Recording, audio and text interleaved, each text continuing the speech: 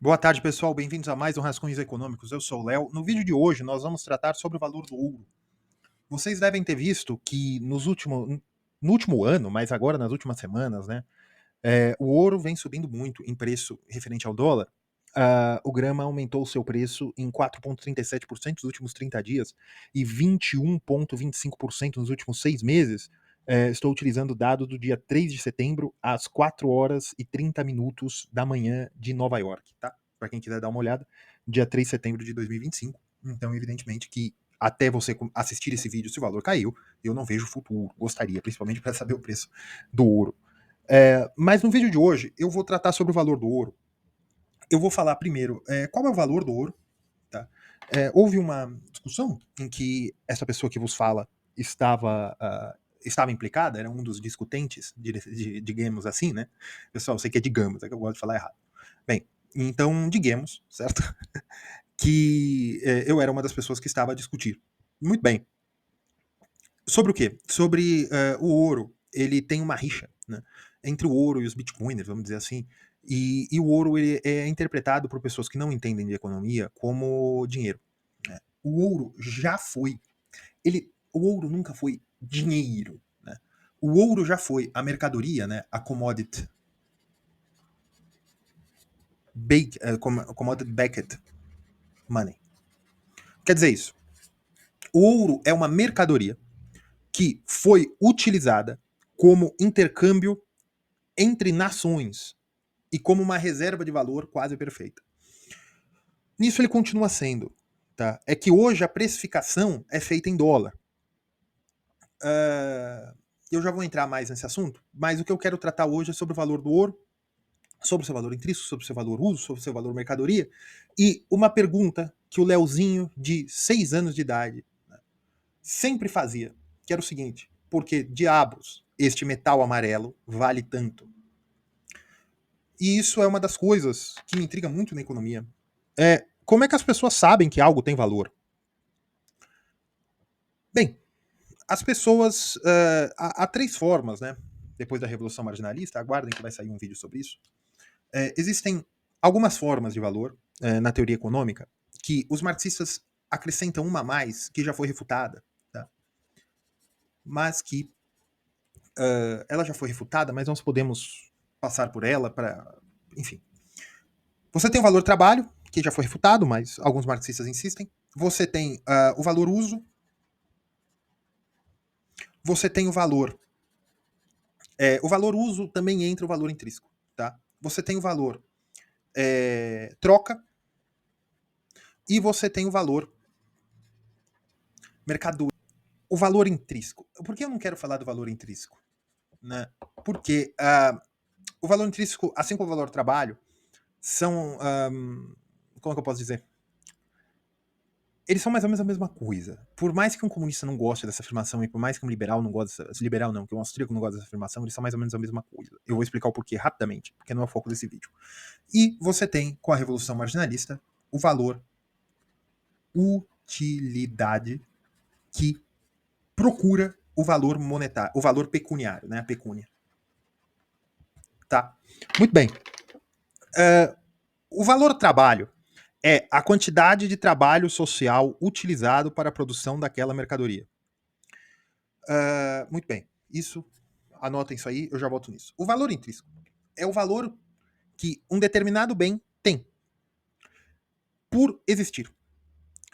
O problema disso, se você usar desta forma, é que, veja, o valor intrínseco é o valor que um bem tem por existir. 1 litro de gasolina de aviação vale quanto? Não sei, mas vale mais do que de gasolina comum, certo? Mas você tem um carro a gasolina.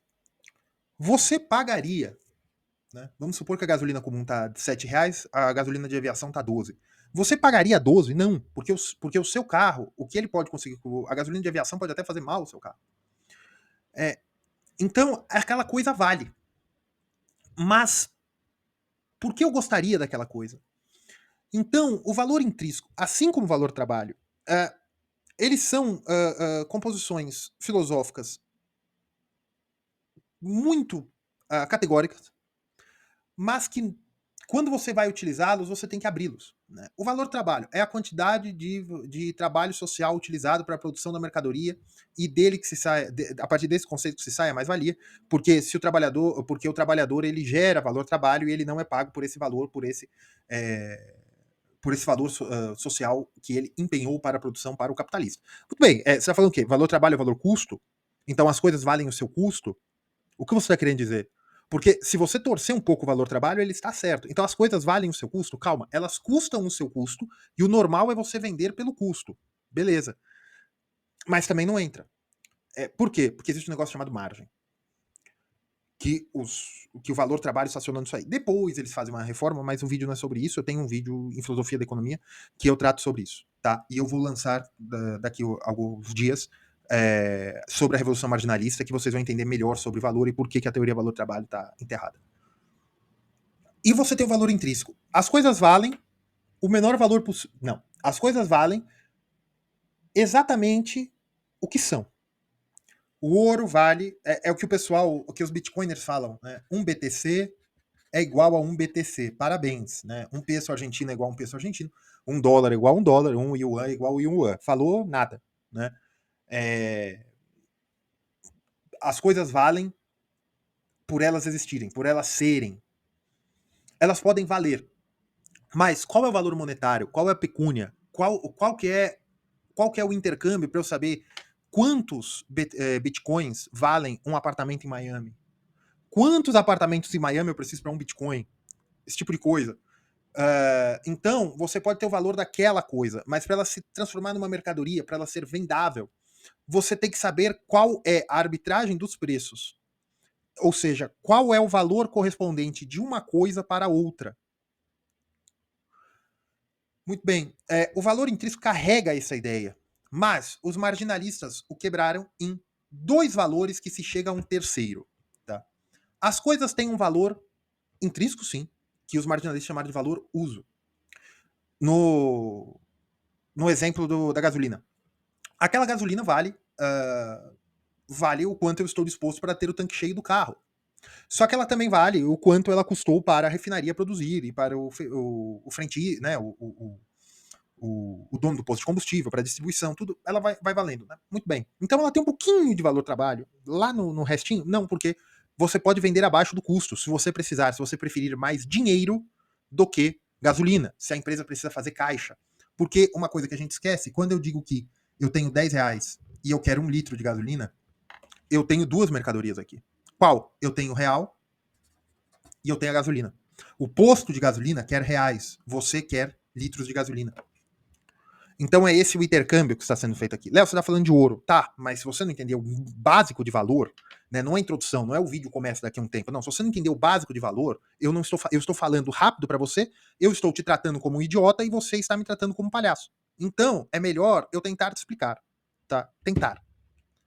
Então você tem aqui 10 reais e você tem 1 litro de gasolina. Você tem um intercâmbio. O frentista não, né? O dono do posto de gasolina, ele quer aqueles reais e você quer a gasolina e há uma intermediação de quantos reais eu estou disposto a dar por 1 litro de gasolina. E quantos litros de gasolina eu estou disposto a dar por reais. É isso que acontece numa negociação comercial. É isso que acontece numa negociação salarial. Isso aqui é a unidade de conta. Beleza. Léo, mas eu poderia fazer gasolina em troca de álcool. Pode, mas o frentista vai aceitar, né? O dono do posto de gasolina vai aceitar álcool por gasolina? Você tem um problema da coincidência de interesses, né? Então o dinheiro ele vem acabar com a coincidência de interesses, tá? Muito bem. Não vai acabar não, ele vai acabar com o problema da coincidência de interesses. Muito bem. Então você tem um valor troca. Por que o dono do posto de gasolina compra gasolina? Porque ele quer gasolina para vender. Então ele compra a gasolina como mercadoria. O valor uso é o consumidor comprando porque ele quer utilizar. Muito bem. Porém, há alguns bens que quem está comprando também compra porque quer utilizar e também para guardar um dinheirinho. Por exemplo, um carro. Ah, Léo, mas carro não reserva dinheiro. Sim, carro não reserva dinheiro. Mas o que reserva mais dinheiro? Um carro francês ou um carro alemão? Na hora que você vai comprar, os dois carros têm mais ou menos o mesmo preço. Você não fala, esse desvaloriza mais, esse desvaloriza menos, então tem um pouco de valor de troca, sim. Quando você vai comprar um imóvel, você quer viver naquele imóvel, mas tem um pouco de valor de troca. Você vai comprar um imóvel, você quer viver naquele imóvel, mas além de você achar que a região vai valorizar, você também acha que se qualquer coisa você põe para alugar. Então também tem um valor de troca. A intermediação entre quanto o consumidor está disposto a abrir mão de dinheiro e quanto o vendedor está disposto a abrir mão do bem pelo dinheiro, nós chamamos de valor pecuniário, que é a intermediação entre quem está disposto a comprar e quem está disposto a vender. Normalmente, o valor de uso é para quem está comprando, o valor de troca é para quem está vendendo. Normalmente, tá? Muito bem. Ocorre que, qual é o valor, qual é o valor trabalho do ouro? Os mineiros. Né? O ouro demanda de muito trabalho para ser produzido. Muito. Inclusive, teve um tuiteiro aí que falou que o ouro é impresso. O ouro não é impresso. Né? O fato de o ouro ser produzido, na verdade, ele é minerado. E você precisa de um monte de trabalho para isso. Léo, você acabou de falar que o valor trabalho foi refutado. Sim, mas quando você vai ter o valor troca, né? O valor troca, que é o quanto, que é quem está colocando ouro no mercado para vender, né? As mineradoras, as corretoras de ouro, está colocando para vender, ela leva em consideração o quanto aquele dinheiro consegue repor o estoque ou consegue comprar mais mercadoria também. Se eu. Não dá. Você está me oferecendo 10, mas eu paguei 50. Não, então não dá. A não ser que eu precise de muito dinheiro, que aí é problema de liquidez. Eu preciso porque eu estou vendendo o almoço para comprar a janta. Certo? Aí é outros 500. Mas, normalmente, nesse setor, não. Eu preciso do valor troca, mas tem um custo de produção. O custo de produção interfere na margem, tá? Não vou entrar mais em marginalismo aqui. Muito bem. Aí é que você tem o valor uso, que vai intermediar o valor pecúnia. Né? O que é valor? Pecúnia é dinheiro, tá? Pecúnia é dinheiro, mas em unidade. Né? Quanto de pecúnio? Valor pecuniário, ou seja, é o valor contábil.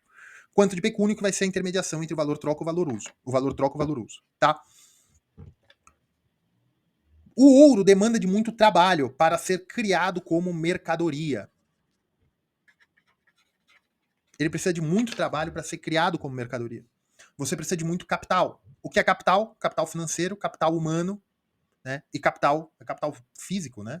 E capital financeiro. Tá? Capital físico, capital humano, capital financeiro. E você precisa achar o ouro. Não é só o dinheiro também para você comprar a concessão da mina, para você conseguir capital humano, para engenheiros, para geólogos, para descobrir a mina. Então, o ouro precisa de muito dinheiro para ser produzido. Ele precisa de muito capital, ele precisa de muitos bens reais. Ah, isso é valor do trabalho? Não, é o custo. É o custo. Tanto é o custo que o preço do ouro sobe e desce. Como eu falei aí no começo, o ouro vem valorizando, né, de preço frente ao dólar. Então ele oscila, porque não importa quanto trabalho é colocado. Se por algum momento, se porventura os compradores veem um valor pecuniário mais baixo do que ele custa para ser produzido, as pessoas vão parar de produzir tanto ouro, porque não vale a pena empregar capital, sendo que ele não vai voltar como valor pecuniário. Então o ouro, ele precisa de muito capital para ser colocado à venda. O ouro, ele pode ser vendido como ouro, né? Que novidade. Ele pode ser vendido como auros, né, que é o metal 999 em lingotes. Ele pode ser vendido para joias. E como 999, ele é utilizado em indústria e como 24 quilates, ele é utilizado como reserva. E para joias, é uma forma de indústria, da indústria joalheira, mas nós falamos direto que é joia, que aí ele vai ser transformado em outros, ele vai ser transformado em anéis, correntes, etc. Tá? Tem gente que come, inclusive, né? Vocês já viram aquelas folhinhas que o pessoal coloca como tempero. Marx se revira no túmulo quando isso acontece. Mas, ou no inferno. Mas, esse é o valor do ouro hoje. O valor do ouro hoje, o que é? As pessoas veem um valor uso no ouro, seja para joias, seja para joias, ou seja para a indústria mesmo, a indústria de eletroeletrônicos, que precisa de ouro. Então isso tem um certo valor. Léo, e as reservas? A pessoa que está comprando o ouro vê no ouro uma reserva que é que o valor pecuniário que eu estou pagando hoje tende a ser mantido ao longo do tempo. E que esse valor pecuniário continuará mesmo que a pecúnia perca valor. Léo, o que você falou? É uma coisa difícil. Sabe quando vocês veem gráficos que R$ 100 de 1995, né, que uma nota de R$ 100 hoje compra em que, 1990, que tem o poder de compra de R$ 8 de 1995, né? Se você ou na verdade, né, uma nota de R$ 100 em 1995 hoje vale 8, né, por 1900. Ela perdeu 90 e tantos por cento do valor dela. Ou seja, o que você faz hoje com R$ 100, você precisava de R$ 8 apenas em 1995. Muito bem. Por quê? Porque há inflação no sistema monetário. Léo, é moeda fiat, tá bom. Vamos supor que sim. Então, você tem essa perda de valor. O ouro costuma manter valor. Por que o ouro costuma manter valor? Não é porque ele é escasso. Ah, Léo, ele nem é escasso, porque a oferta de ouro cresce coisa de 2%, 2% ao ano. Só que toda a demanda de ouro é maior do que toda a oferta de ouro novo. A demanda de ouro anualmente costuma ser o dobro da oferta de ouro novo. Então, de onde vem o outro ouro? O outro ouro vem de reciclagem, que normalmente nós diríamos reciclagem para qualquer metal, né? Mas para o ouro nós chamamos de reciclagem e venda de reservas.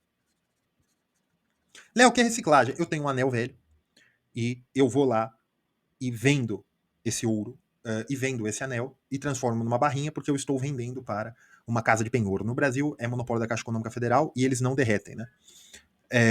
Eles utilizam para leilão, se você não pagar, evidentemente. Mas fora do Brasil é muito comum, você leva o ouro e você transforma numa barrinha e você vende o ouro como ouro puro ou ouro marcado, né? Que é o ouro 999. E aí você recebe o valor, é lógico que tem a taxa de serviço, tem um deságio grande. Mas você faz isso, se você tem um ouro velho. E computadores, tem gente que compra, ou na reciclagem de computadores, o computador tem ouro. Não sei se é muito, não sei se é pouco, mas tem uma quantidade considerável o suficiente para se ter toda uma indústria para se remover o ouro dos circuitos eletrônicos e vendê-lo. Então, uma reciclagem também. Essa parte de ouro de joias recolocado no mercado, essa parte de ouro de componentes eletrônicos que são reciclados e venda de algumas pessoas e instituições que têm ouro em lingotes e vendem para outras instituições, isso aqui é o dobro do que a oferta de ouro consegue colocar no mercado. Ou seja, há uma movimentação de ouro no mercado de ouro maior do que nova produção de ouro todos os anos. Ou seja, se o ouro parar de ser produzido, o preço vai continuar aumentando, porque continuará havendo uma demanda de ouro. Se o ouro começar a ser produzido demais, há uma grande produção, há algum evento estranho, cai um meteoro com 50 quilos de ouro nos Estados Unidos, porque é sempre nos Estados Unidos que acontecem essas coisas, né, segundo os filmes de Hollywood, e aí eles descobrem uma pedra de 50 quilos de ouro. Você sabe quanto que é o tamanho de 50 quilos de ouro? É pouco. Eu acho que uma bola de basquete, se fosse feita maciça, seria 50 quilos de ouro, porque o ouro é muito denso, muito denso. Então, se cai uma bola de basquete espacial, né, um meteorito com 50 quilos de ouro, você vai balançar o mercado? Vai ter sim, porque você vai ter uma oferta considerável a mais de ouro. 50 quilos é muita coisa de ouro, são 50 mil gramas. Cada grama tá 110 gramas. Tá 110, cada grama tá $110, né? Acabei de olhar aí agora na manhã de Nova York, de 3 de setembro. Não estou em Nova York, mas estou vendo o preço de Nova York. Você vai ter uma modificação. Evidente na quantidade de ouro disponível, que são 50 mil gramas. 50 quilos de ouro. Tá? Considerando que seja ouro puro que venha de Marte, certo? Opa. Gente, eu acho que a minha calculadora. Não, tá aqui. Você tem 50 quilos de ouro, certo? São 110 gramas. Você tem 50 quilos de ouro, né? 50 mil gramas. Tá 110 o grama. É um dinheirinho. É um dinheirinho. São 5 milhões de dólares. 5 milhões e 500 mil dólares. Bem, é um dinheirinho. Você tem esse impacto são mais de 5 milhões de dólares. Bem, depois você faz essa conta aí. Você tem esse baita impacto no preço? Tem. Só que veja, se o preço começar a cair, como as pessoas têm expectativa que o ouro mantenha o valor pecuniário, ou seja, que isso aqui não acontece no ouro dessa forma, o que provavelmente vai acontecer?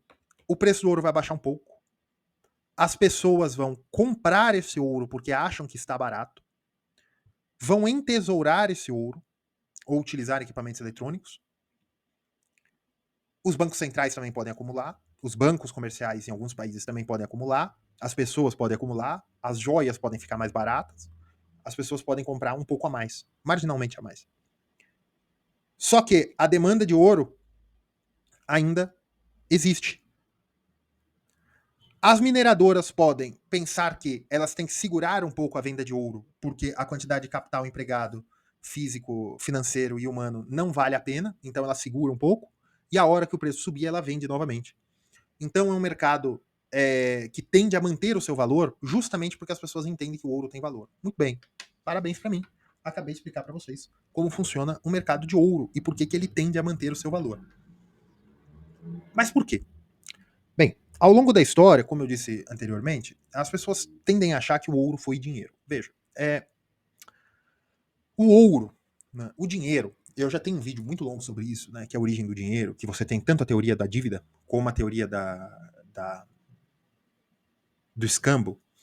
Eu acho, né, pelo que eu li e combinei as duas teorias, eu acredito que o dinheiro nasceu pela mistura do escambo com a dívida.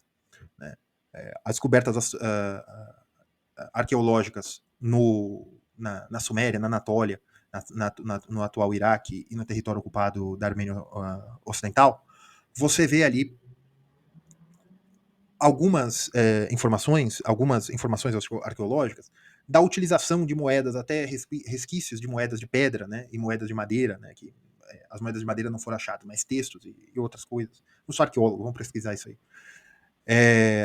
Que você vê que, na verdade, alguns sistemas monetários eram depósitos de cereais que eram deixados com pessoas que mandavam naquelas cidades, ou que hoje nós poderíamos chamar de vilas, pessoas que mandavam naquelas comunidades, e tinham depósitos de trigo e garantiam que, quando a pessoa quisesse, ela entregava de novo aquele certificado de depósito do trigo e ela conseguiria o trigo. Então, ao longo do tempo, as pessoas, em vez de irem negociar o trigo absolutamente, elas negociavam apenas os títulos. Então, isso também é uma forma de começar o dinheiro. Na Suméria, você tem as primeiras moedas metálicas. Muito bem. O ouro. Por que o ouro é considerado como dinheiro? Porque o ouro sempre foi utilizado para entesouramento. O ouro, porque imagina, você está na Pérsia negociando com gregos, que negociava com o que os estrúcios, né? Esqueci o nome deles, os que viriam a ser os romanos. Depois você tinha os cartagineses, tinha os fenícios. Como é que você negociava? Por exemplo, na Babilônia, né, havia muito trigo. Na Fenícia não havia tanto trigo. Na Fenícia havia muita madeira. Então, você poderia trocar madeira, internacionalmente, madeira por trigo. Mas chegava uma hora que eu, babilônio, não queria mais trigo. Mas você, fenício, continuava querendo. Que eu, babilônio, não queria mais a sua madeira, do cedro do Líbano. Mas o fenício só tinha o cedro do Líbano para vender. Ele podia tentar vender no Egito e conseguir no Egito alguns artefatos de cerâmica e tentar vender para os babilônios. Mas aí ele teria que ir até o Egito, pegar os artefatos cerâmicos, levar para os babilônios para ver se ele podia trocar por trigo. Então a moeda começou a ser uma tecnologia de que eles poderiam falar, os fenícios, os babilônios falavam, olha, essa saca de trigo está a 5 moedas de pedra, ou 5 moedas de depósito. Quanto vale uma moeda de depósito? Olha, eu lhe pago por esse cedro do Líbano, eu pago 20 moedas de depósito. Ah, mas hoje eu já tenho muito cedro, então vou pagar um pouco menos. Isso era uma forma de intermediar o valor, uso e valor mercadoria entre o comércio internacional, porque nós não podemos falar de nações propriamente naquela época, tá, gente? O nacionalismo é um fenômeno tardio na humanidade. E então você tem, mas vamos utilizar o termo, um comércio nacional entre babilônios, fenícios, cartagineses, gregos, depois do que vieram a ser os romanos, as tribos da Centro-Ásia, que eram tribos indo-europeias, viu? Os turcos expulsaram até esses indo-europeus também. E aí você tinha um comércio ali, mas como é que era feito esse comércio? Era feito por escambo? Olha, as rotas que depois, alguns séculos depois, que veio a ser a consolidação da Rota da Seda, era feito um pouco com escambo, sim. Se levava alguns bens e mercadorias árabes, né, para o norte da China, e a China pagava com mercadorias chinesas, né, seda, jade, esse tipo de coisa.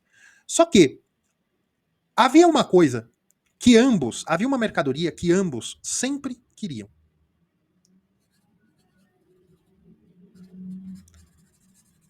Essas duas mercadorias eram aceitas por ambos, quase sempre. Por quê? A prata, porque ela era o padrão monetário interno das economias do Mediterrâneo, das economias da Mesopotâmia, das economias da China e do Vale do Hindu. A prata, ela tem um benefício além do cobre e do ferro, que a prata não dá para ser utilizada para fazer armas. A prata ela é um metal de fácil manuseio, e é um metal que, apesar de ficar enegrecido, ele não é um metal que dissolve, vamos dizer assim. Não é um metal que se perca. Ele é um metal que escurece, é um metal que perde o seu brilho, mas ele não é um metal que se perca. Léo, o latão não se perde, mais ou menos. Deixa o latão numa condição salina, você vai perder, você pode perder as laterais, e aí você não sabe se a pessoa foi retirando os pedaços, se ela fez mais. Então, a prata, ela era fácil de cunhar, ela garantia um certo monopólio para os emissores da moeda, porque era mais difícil alguém que quisesse falsificar o sistema monetário interno produzindo. Por quê? Porque as moedas dos reinos, elas eram feitas em metais, só que elas tinham um valor dado pelos reis, pelos senhores, pelos senhores daquelas cidades, por os chefes tribais. Elas tinham um valor marcado ali, que não correspondiam ao peso do metal, ao valor peso do metal. Léo, então eram moedas fiat? Não. Eram moedas que eram feitas por aquelas economias, e elas tinham um valor ligeiramente ou até mesmo maior do que o seu valor físico em mercadoria. Mas como elas eram cunhadas, e a cunhagem era uma tecnologia que um camponês não dominava, não havia como falsificar aquilo. Então ela tinha uma capacidade de manter o seu valor e o tesouro régio, né, se nós podemos chamar de rei, aquelas pessoas. Então a prata, né, eu até trouxe aqui, a prata e o cobre, né, o bronze, na verdade, elas eram um sistema monetário, por exemplo, romano. O denários e argentios eram as moedas de maior valor, mas o valor de face das moedas valiam mais do que o seu peso. E o bronze, as moedas de cobre e bronze, as sestérios e as eram as moedas do cotidiano, e você tinha uma conversão não decimal entre uma determinada quantidade de moedas de bronze para moedas de prata. Você tinha uma conversão de cunhagem, era o valor nominal da moeda, que aqui eu não tenho moedas para mostrar. Era o valor nominal da moeda. Aqui você tem a moeda, certo? E estava escrito assim, 10 denários de prata, né? Ou 10, vamos falar em bronze, né? Aqui você tem 10 cestéreos de bronze para transformar. Você precisa de 10 para transformar em um denário. Era um sistema monetário. Já o ouro, era uma coisa um pouco diferente. O ouro era mantido como uma mercadoria mesmo. E o valor do ouro no comércio internacional daquela época, né, que eu já falei para vocês que esse termo é impróprio, era porque as diferentes economias respeitavam o valor daquele metal. E o ouro é mais fácil de provar, né, de saber se é ouro puro, do que prata e cobre ou bronze. E também que você poderia levar grandes valores por uma menor quantidade. Então, se você era um comerciante romano e queria comprar mercadorias na Arábia, você levava algumas moedas de ouro, porque essas moedas eram convertidas ao sistema monetário árabe. Mas não por cunhagem, não que uma moeda de ouro valia 10 moedas de prata. Não. Era porque uma moeda de ouro valia alguma unidade em peso, ou como os físicos chamam, massa. E assim, por exemplo, esses romanos que levavam ouro, havia algumas unidades de peso, né, de massa de ouro, talentos e outros cujos nomes me esqueço, que você leva, onça, acho que é mais para a Idade Média, você levava essa quantidade de ouro que era pesada. Era verificado o peso do ouro e a pureza através de alguns testes que não são tão rudimentares, porque os testes de ácidos, essas coisas são utilizados para ouro até hoje, foram desenvolvidos na antiguidade. Evidentemente que não é o mesmo ácido, mas saber que algumas águas dissolvem ouro, né, a água régia, alguns ácidos alguns ácidos dissolvem prata, mas não dissolvem ouro, alguma coisa desse tipo. Você tem já naquela época que ele era testado, mas ele era testado por massa, não pelo padrão monetário. Então veja, a taxa de câmbio entre as diferentes moedas árabes, aqui estou falando dos árabes politeístas ainda, né, que conviveram sim com os romanos. As moedas persas, as moedas chinesas, né, aí já não com os romanos, que eles não tinham. Há um relato ou outro, mas o grosso do comércio da Roma à China se dava pela Índia e pela Pérsia. Você tinha algumas moedas que eram intercambiáveis pelo uso na região de fronteira, por cambistas que davam eles o preço porque eles tinham capacidade de troca, mas o grosso do comércio internacional era feito pelo peso de ouro. Então, o peso do ouro, né, a correspondência de que 5 moedas de prata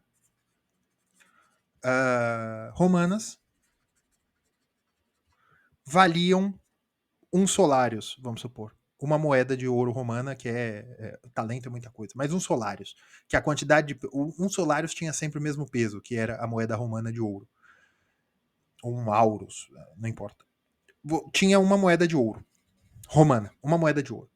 Essa moeda de ouro, no peso que era levada para a China, por exemplo, através de comerciantes árabes ou hindus, você tinha que eram 10 moedas de prata chinesas. Então, o que 10 moedas de prata chinesas conseguiam comprar na China, aquela moeda de ouro conseguia comprar na China e levar para os romanos. Isso era o internacional. Mas, por que sociedades tão distintas e que pouco se comunicavam, como os romanos, ou até antes, né, os celtas e a civilização do Vale do Hindu, os celtas e os chineses e os egípcios, os chineses e os sumérios, ou os astecas, os olmecas, perdão, os incas, eles tinham uma apreciação por ouro quando eles não tiveram contato com os europeus. Por quê? Porque gregos, população daquela época, já tribos subsaarianas da África subsaariana, porque povos comerciantes da atual Indonésia, porque eles já tinham apreciação por ouro, se eles não se comunicavam com Roma, com Grécia, com o Egito, ou se a comunicação era marginal, porque o ouro é uma mercadoria que tem valor intrínseco, agora sim, intrínseco, ou seja, as pessoas veem utilidade,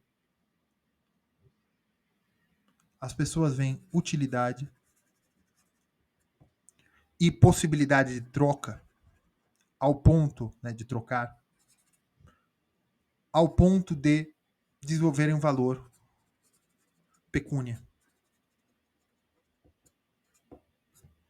que é a correspondência à unidade monetária local. Por quê? Bem, a explicação de hoje, por que o ouro vale tanto? Você tem a utilização na indústria, você tem a utilização na... Se a utilização na indústria, você tem a utilização nas joias. Muito bem. Porém, a maior parte está como reserva de bancos centrais e pessoas particulares, e as pessoas tendem a comprar joias às vezes, porque vale mais a pena do que deixar o dinheiro parado no banco, porque a joia você satisfaz um desejo seu de ter aquele bem, e você sabe que o valor vai mais ou menos se manter, né, descontando a arte que você pagou o joalheiro. Muito bem. Mas isso já não é pelo fato das pessoas acharem que o ouro tem valor. Então qual o valor do ouro? Porque se os bancos centrais fazem que o ouro tem valor apenas porque os outros acham que tem valor, quem fizer como De Gaulle primeiro, que é vender tudo na alta e forçar a queda de preço para então recomprar, foi por isso que o padrão ouro acabou, né? Não foi a causa absoluta, mas o momento foi esse, que De Gaulle ou algum, eu não sei se De Gaulle já tinha falecido, mas algum político degolista francês na época, em 71, a CIA, né, a CIA ficou sabendo antes, que a França iria sacar as suas reservas em ouro, porque quando acontecesse isso, o ouro valeria mais do que a conversão dada pelos Estados Unidos, porque os Estados Unidos, porque as pessoas teriam a impressão que os Estados Unidos estaria prestes a dar o calote, vamos supor assim, ou algo do tipo. Então, por que os bancos centrais hoje não fazem um trabalho especulativo dessa maneira? É o seguinte, veja, se o ouro está a 110 o grama e ele não tem nenhuma utilidade, e se nós vendermos tudo, vai ter ouro suficiente para a indústria e para as joias, então o valor do ouro vai baixar. Então eu realizo agora 110, a hora que ele voltar para 55, eu recompro a quantidade que eu comprei e eu ainda fiz cash. Por que eu não faço isso? Porque é um movimento especulativo muito arriscado, porque o preço do ouro pode não cair tanto e você só vai ter dinheiro. Por quê? Porque as pessoas entendem que o ouro tem valor. Isso é o valor intrínseco, basicamente. É o valor mercadoria de se produzir ouro. O valor trabalho de se produzir ouro é muito difícil. Você demanda muito trabalho. Então a explicação simples marxista e a explicação simples austríaca estão certos, valor intrínseco, valor trabalho. Se você não usar de forma científica, sim. De forma categórica, filosófica, é isso que o pessoal não entende. Sim, você demanda muito trabalho para produzir ouro e as pessoas desejam muito ouro, de forma intrínseca. Então, sim. Então, o problema não é a produção. O problema não é a escassez. O problema não é que o ouro é escasso. O problema não é o ouro ser escasso. O problema é que, para a quantidade de pessoas que o querem, há pouco. Então há uma demanda reprimida por ouro. Por quê? Assim, no preço, no nível de preços que ele está, né, o nível pecuniário, né, o nível de preços que ele está, as pessoas não querem comprar. Mas há um suporte. Se ele abaixar um pouco, você já aumenta a demanda. Porque há demanda reprimida. Então, qual o nome disso? Escassez relativa. Por quê? Então abaixa, que a gente aumenta o volume, mas eu não consigo aumentar o volume. Eu não consigo produzir tanto mais ouro assim. E você tem a necessidade do ouro para a indústria, você tem outras coisas. Então as pessoas quererem ouro, se o preço abaixar um pouco, ou até por esse preço, ou até por um eventual preço futuro, contanto que o poder de compra das pessoas aumente, faz o ouro indicar que o ouro vai continuar aumentando de preço. Ou seja, que ele vai manter o seu valor, a quantidade de valor empregada. Ele é uma reserva de valor. Não existe nenhuma reserva de valor perfeita. Tá? Mas, de onde veio isso? Por que as pessoas querem tanto ouro? Léo, é valor uso. A pessoa pode ter uma joia. Não, mas se o ouro abaixar muito de valor, em vez desse relógio aí, você vai ter uma corrente. Né? Se o ouro baixar de valor, vai ter celular de ouro como tem celular de titânio. Se o ouro baixar de valor, daqui a pouco estão fazendo aí carro com sistemas de ouro, né? Até porque o ouro ele deveria ser utilizado mais na indústria eletrônica, porque ele é muito bom mesmo para eletrônica. Muito bem. Então, o ouro é valioso porque ele tem um bom uso e ele agrega valor à pessoa que compra. A pessoa prefere ouro a dinheiro. Muito bem. Mas a indústria eletrônica nasceu ontem. A indústria de joias, bem, existe prata.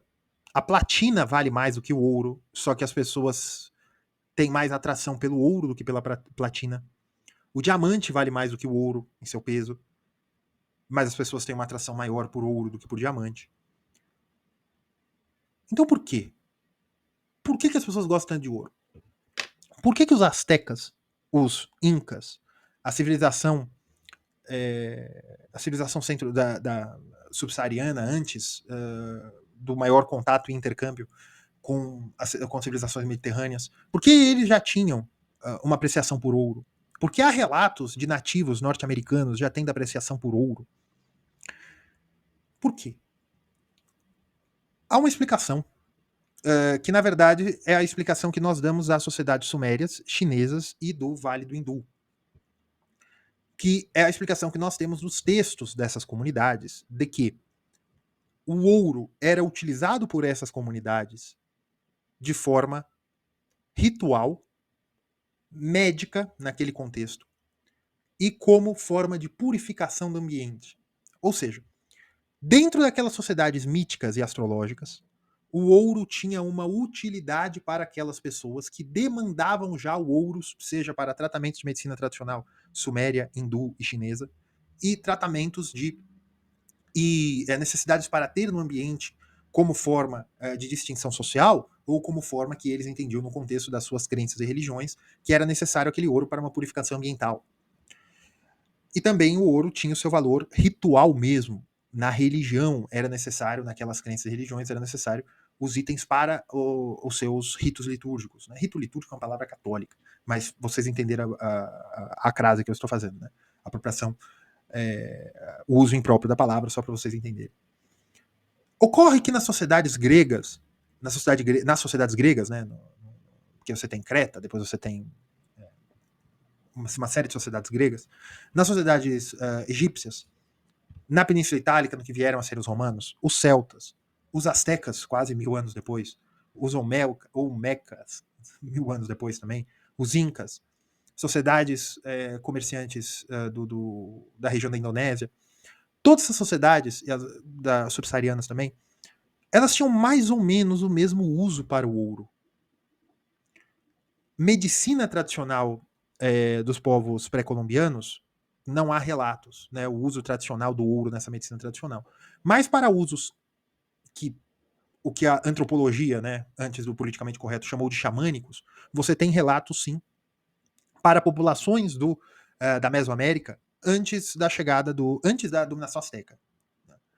Então, sim, você tinha uma utilização ritual do ouro, em alguma medida, e o ritual também incluía uma forma arcaica de medicina, o que eles entendiam ser a medicina. Então, veja, o uso do ouro para aquelas sociedades e a manutenção da percepção do ouro como valioso vem de culturas ancestrais chinesas, hindus, latinas, gregas. E a apropriação cultural também dessas sociedades. Por exemplo, os mongóis e os turcos, eles são povos da Manchúria. Mongóis e turcos não existiam na época que o ouro foi colocado como dinheiro pela primeira vez num sistema internacional do mundo antigo. Mas, à medida que turcos e mongóis foram dominando e conquistando e pilhando, porque eles não fundaram uma cidade, só foram destruindo, à medida que eles foram pilhando o mundo antigo, no meio da Idade Média, eles foram apropriando esse padrão monetário, esse padrão de valuation, né, dos metais. E foram eles também apreciando esses metais. A Turquia hoje é um grande demandante de ouro, é um grande mercado de ouro, apesar de não ter uma mina, né, mas é um país que demanda e comercializa ouro para o resto do mundo. Então, o ouro ter o seu valor, ele tem um valor intrínseco muito forte. Ou seja, as pessoas veem muito valor uso e valor troca no ouro. À medida que o valor do ouro baixa, aumenta a propensão de compra pelo uso. À medida que o valor do ouro sobe, aumenta a propensão de compra pela troca, como reserva. Apesar do valor trabalho, que eu já falei que não é muito próprio o uso dessa palavra, mas apesar de ser muito caro produzir ouro. Então, uma coisa muito interessante, até tem, né? Não, se os bancos centrais seguram a demanda, os bancos centrais podem vender o ouro, o valor do ouro vai abaixar monetariamente, as pessoas vão entesourar mais ouro, os bancos centrais terão menos ouro, e uma hora que eles necessitarem de ouro, eles comprarão. Por quê? Porque o uso de ouro por autoridades, aqui eu vou pôr até as aspas aqui, autoridades monetárias, é um dos primeiros usos do ouro no sistema monetário, aqui eu uso aspas de novo, que era o comércio internacional, que era para ser o liquidador de operações, vamos dizer assim, para você fazer a taxa de câmbio entre diferentes moedas, entre o sistema arcaico monetário chinês e o sistema arcaico monetário romano, por exemplo. Estou falando da antiguidade. O ouro, depois, na Idade Média, o ouro ainda é utilizado como tesouro e também mantém o seu valor ritual na igreja e no paganismo no norte da Europa, mas na igreja também. A igreja tem itens de ouro, a igreja aprecia a arte com ouro, e você tem também o ouro sendo apreciado pelas elites, pelos nobres, itens de ouro, ou seja, você mantém as joias, alguns plebeus mantêm joias como bens de família, que passaram de gerações em gerações, se eles conseguiram manter, evidentemente. Então você ainda tinha, isso é uso marginal, mas de qualquer maneira, você ainda tinha também o ouro sendo apreciado como seu valor ritual, porque aquela joia podia ser um bem de família que invocava uma recordação dos antepassados. Então o ouro mantinha aquele valor, só que o sistema monetário dentro dos feudos, na Idade Média, ele era o sistema monetário dado pelo senhor feudal, se a moeda era utilizada, porque às vezes não havia necessidade de moeda nem de unidade de conta, porque haveria algo como uma tabela, você me paga em tantos grãos, porque você tem, né, o imposto comunal, você utiliza a terra é do senhor, você paga o imposto comunal para o senhor em bens, em grãos, em jumentos, em bois, esse tipo de coisa. Mas quando era necessária a cobrança pecuniária, ou para fazer um intercâmbio, ou para pagar tributos aos reis, você também podia trocar esses bens por algum ouro, ou por algum metal, ou para com outro feudo. Havia minas de ouro também na Idade Média, que também tinham dinheiro para comprar bens dos feudos, porque os feudos queriam acumular ouro. Por quê? Porque o ouro não estraga. Porém, bois e jumentos morrem, patos também, e o trigo mofa. Então você sabia que amanhã, se você precisasse comprar mais trigo, mais jumentos, mais bois e outras coisas, você poderia ter aquele ouro guardado, de uma determinada maneira. Mas o sistema monetário dentro dos feudos ou dentro dos ducados dos baronatos, você tinha moedas cunhadas pelos senhores feudais. O sistema do reino era um sistema que poderia ser dado em ouro, que era como o rei cobrava os impostos, a taxa de vassalagem. E para um comércio ou um pagamento entre reinos, que havia algum comércio, sim. A Idade Média não foi ausente de comércio, mas para você ter algum relacionamento entre reinos utilizando-se o ouro, porque era a unidade de conversão. Você não ia usar uma moeda do duque do chapéu do sul da França para pagar um duque do chapéu do norte da Latívia. Você precisava de um intercâmbio entre ouro. E antes que eu me esqueça, houve o chamado padrão ouro clássico de 1870 até 1915, 1914. Foi o seguinte, né? Com o Renascimento, você tem a maior necessidade de unificação do sistema monetário, vamos dizer assim. Então você teve alguns tesouros reais que emitiam seu próprio padrão monetário em bronze, em prata, com uma boa confiabilidade em ouro, ou com uma ampla aceitabilidade, porque eles tinham muitos domínios na Europa. O Sacro Império, apesar de ser muito grande, ele era uma coxa de retalhos. Porém, a França era um reino muito grande e unificado. A Espanha era um reino mais moderno do que o francês. Portugal também. Então, o dinheiro português e o dinheiro espanhol eram aceitos no continente, né, europeu para comercialização dentro da Europa, porque você tinha uma padronização daquele dinheiro, mesmo que ele não fosse ouro plenamente, ou mesmo ele sendo ouro, você escapava um pouco da necessidade do peso, porque como ela era cunhada de forma padronizada, você não falava, essa moeda de ouro português tem 10 gramas, eu vou te pagar equivalente a 10 gramas de ouro. Não, você falava o peso em ouro de uma moeda portuguesa.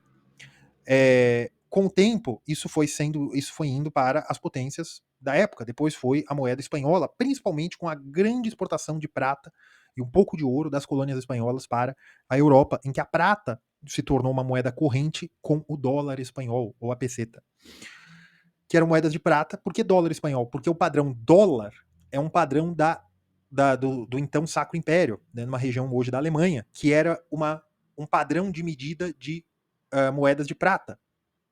E com o tempo, os espanhóis começaram a produzir moedas de prata no padrão dólar.